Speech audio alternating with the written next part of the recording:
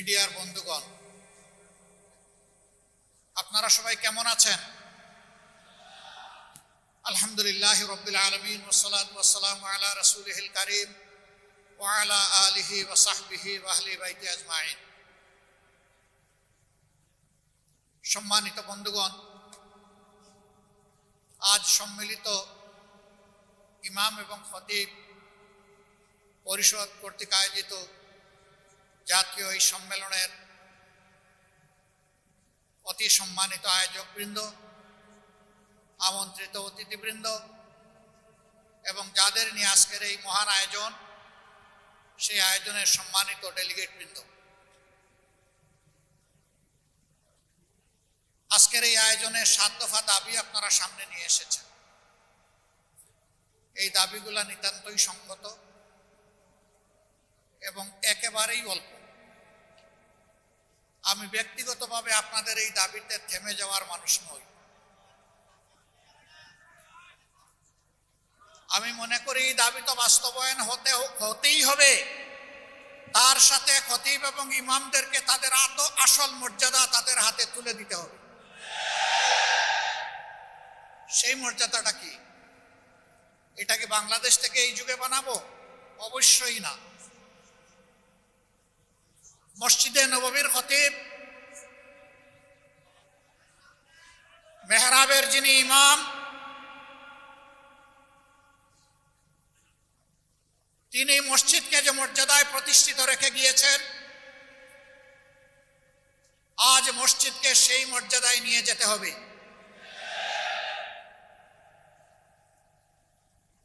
রাসূল করিম সাল্লাল্লাহু আলাইহি ওয়াসাল্লাম মহান রব্বুল আলামিনের পক্ষ থেকে দায়িত্ব পেয়ে মসজিদ গড়েছিলেন এবং মসজিদকে আল্লাহ তাআলার পছন্দ অনুযায়ী মর্যাদায় প্রতিষ্ঠিত করেছিলেন। রাসূল পাক সাল্লাল্লাহু আলাইহি সাল্লামের আলাদা কোনো পার্লামেন্ট ছিল না, আলাদা কোনো ক্যাবিনেট হাউস ছিল না এবং আলাদা কোনো রাষ্ট্রপতির অথবা প্রধানমন্ত্রীর কোনো কার্যালয় ছিল না। সমস্ত দায়িত্ব আঞ্জাম দেওয়া হতো মসজিদে নববী থেকে। বিভিন্ন ধর্মের মতের মানুষ সারা বিশ্ব থেকে প্রতিনিধি নিয়ে তার কাছে এসেছেন। তিনি তাদের সকলের সাথে মিলিত হয়েছেন মসজিদে নববীতে। রাষ্ট্রের সকল কর্মকাণ্ডের পরামর্শ আহলে রায়দের সাথে করেছেন মসজিদে নববীতে। যুগের যতটুকু সময় মসজিদে নববী এবং মসজিদগুলোকে মর্যাদা দিয়ে চলেছে, আর এই মসজিদ কেন্দ্রিক যে সমাজটা দুনিয়ার যে অঞ্চলে ছিল, সেই সমাজই ছিল বিশ্বের ভালো সমাজ। আর রাসূল করিম সাল্লাল্লাহু আলাইহি সাল্লাম যে সমাজ মসজিদে নববীকে কেন্দ্র করে গড়ে তুলেছিলেন, সেই সমাজ সম্পর্কে আল্লাহ তাআলার পক্ষ থেকে তিনি সার্টিফাই করে গিয়েছেন, খায়রুল কুরুনি কারনি সুম্মাল্লাযীনা ইয়ালুনাহুম সুম্মাল্লাযীনা ইয়ালুনাহুম।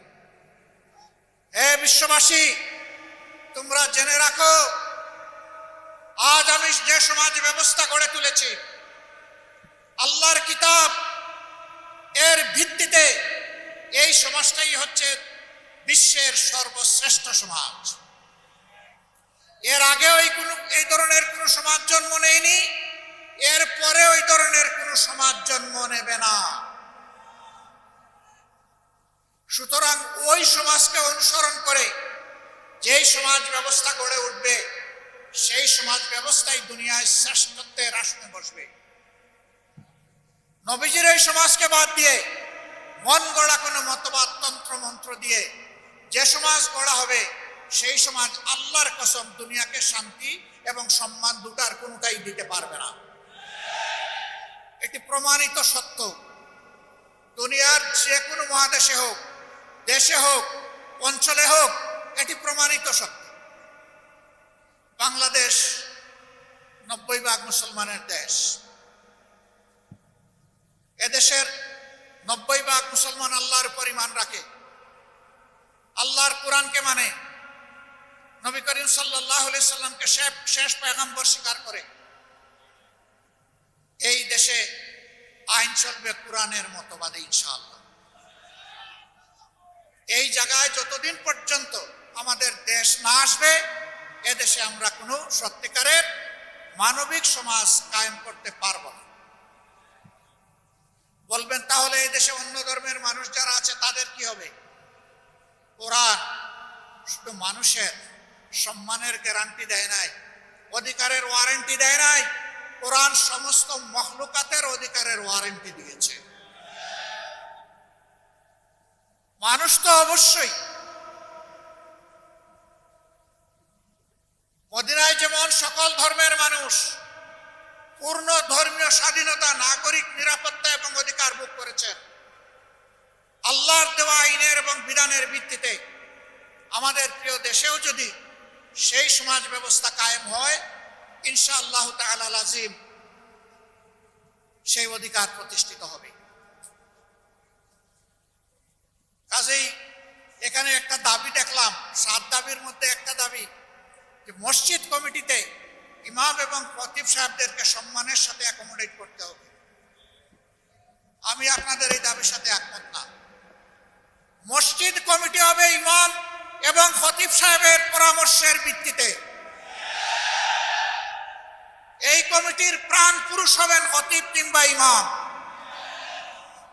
তাকে বাদ দিয়ে নয়, তাকে সহযোগিতা করার জন্য এই কমিটি হবে।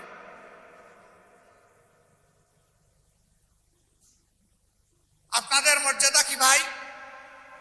আমরা যখন জীবিত আপনারা ইমামতি করেন, আমরা পিছনে দাঁড়িয়ে যাই, আপনারা আমাদের ইমাম। আমরা যখন দুনিয়া থেকে বিদায় নেই, তখনও আপনারা আমাদের ইমাম। শুধু ব্যতিক্রম এতটুকু, জীবিত অবস্থায় আপনাদের পিছনে দাঁড়াই, আর দুনিয়া থেকে চলে গেলে আমাদের লাশটা সামনে রেখে আপনারা দাঁড়ান। আপনারা হচ্ছেন ইমামুল হাইয়া ওয়াল মাইয়া, হায়াতেও ইমাম, মৌতেও ইমাম। আমরা এই দিক থেকে কলিজার ভিতর থেকে আপনাদের প্রতি আজীবন সম্মান দেখাতে চাই। আমাদের ইমাম এবং খতিব সাহেবরা কারো করুণার পাত্র হবেন, এটা আমরা দেখতে চাই। সমাজের ফয়সালা মিম্বর থেকে আসবে ইনশাআল্লাহ। সেই ফয়সালাই মিম্বর মেনে নিবে। হ্যাঁ, খতিব এবং ইমাম সাহেবরাও মানুষ, তারাও ভুলের ঊর্ধ্বে নন, ভুল তো হতেই পারে। ভুল যদি হয়, এর সমাধান করতে হবে সম্মানজনক ভাবে। এই সমাধান এইভাবে নয়, আমার পছন্দ হয়নি, আমি দুপুরবেলা জোহরের নামাজের সময় বলে দিলাম যে উনি কিভাবে ইমাম থাকেন আমি দেখে নিব, আসরের নামাজের সময় দেখা গেল উনি আর মেহরাবে নাই। আমাদের ইমাম এবং খতিব সাহেবদের জন্য আমরা এমন ফয়সালা চাই না, এমন ফয়সালা বরদাস্ত করব না।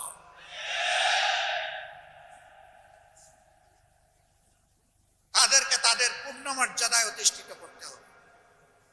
আপনাদের দাবিগুলা খুব ছোট, কিন্তু এত ছোট জায়গায় পড়ে থাকলে হবে না।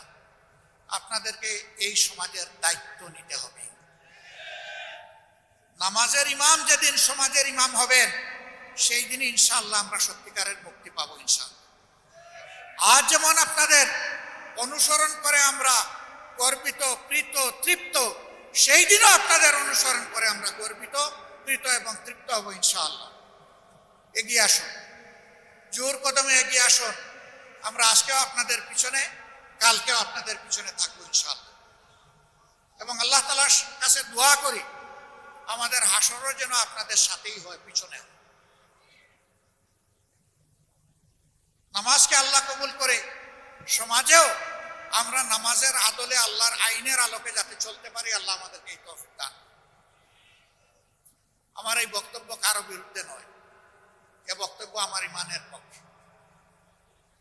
সুতরাং বক্তব্যের বিষয়বস্তু একেবারেই স্পষ্ট। আল্লাহ তাআলা আমাকে এই বক্তব্যের বিষয়বস্তুর উপর প্রথমে আমল করার তৌফিক দান, আমাদের সবাইকে আমল করার তৌফিক দান করুন। বাংলাদেশের সমস্ত মানুষকে আল্লাহ তাআলা আমল করার তৌফিক দান। আপনাদের নেতৃত্বে একটি সোনালী সমাজ আগামীতে তৈরি হবে, সেই প্রত্যাশা ব্যক্ত করে আমার কথা এখানেই শেষ করছি। তার আগে আমাকে এখানে দাওয়াত করে সুযোগ দেওয়ার জন্য মহান রবের প্রতি প্রতি গভীর কৃতজ্ঞতা আদায় করছি, আপনাদেরও শুকরিয়া আদায় করছি। আসসালামু আলাইকুম ওয়া রাহমাতুল্লাহি ওয়া বারাকাতুহু।